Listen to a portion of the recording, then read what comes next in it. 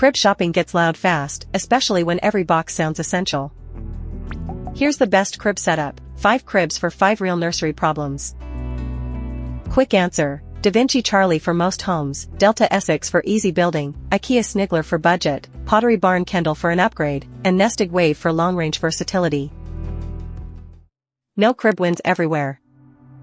Pick for build, setup, storage, growth, and budget. For most homes, I'd start with the DaVinci Charlie 4in1 Convertible Crib. It's the practical middle lane, classic enough for a real nursery, sturdy feeling, and not priced like heirloom furniture. Buy it if you want several mattress positions, plenty of finish choices, and matching pieces nearby. The trade-off is the build. Assembly asks for patience, and it's much better with another adult.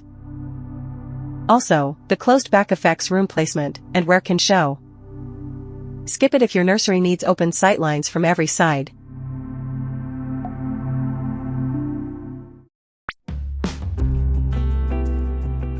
If assembly is the thing you're dreading, look at the Delta Children Essex 4in1 Convertible Crib. This is the lower drama modern pick, with a lighter frame and a clean, Scandinavian-leaning look. It makes sense for parents who may be building the nursery solo and want the crib up without losing the whole weekend. The compromise is substance. It doesn't feel as rigid as the heavier picks, the finish can scuff while you're handling it, and the directions still take attention. Skip it if you want a dense, furniture-like crib.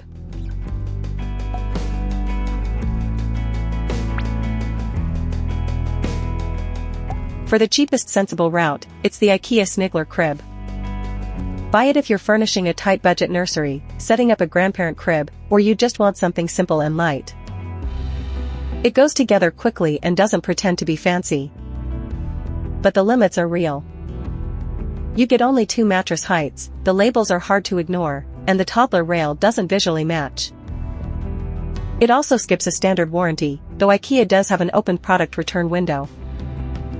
Skip it if finishes and long-term flexibility matter.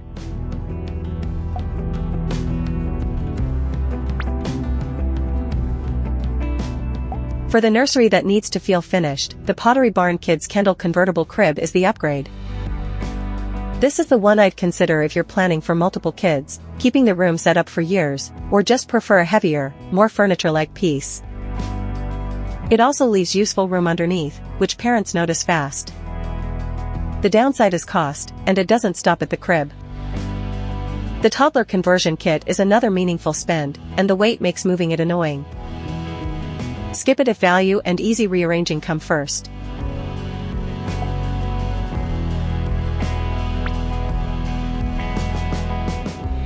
For one coordinated system, the Nestig The Wave Crib is the versatile pick.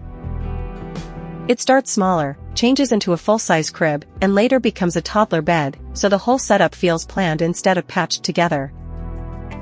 Buy it if you care about mobility, design, and using one crib path from early infancy into toddler life. The price is the obvious sting. You also need somewhere to keep the rails and support pieces you're not using. Skip it if separate pieces would cost less and fit your space better. Quick split. Most parents should start with DaVinci Charlie. Choose Delta Essex if the build needs to stay manageable. Go IKEA Sniglar when budget is the main pressure. Pick Pottery Barn Kendall for a heavier nursery centerpiece.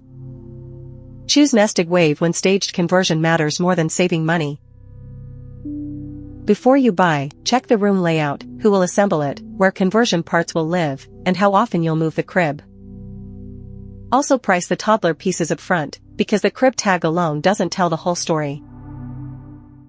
If you're unsure, start with DaVinci for a classic crib with flexible heights and finish choices. Switch to Delta Essex for easier solo assembly, or IKEA Sniglar when the budget needs breathing room. Choose Kendall for a heavier furniture feel, or Nestig Wave when staged conversion and mobility matter. Then check conversion parts before you buy.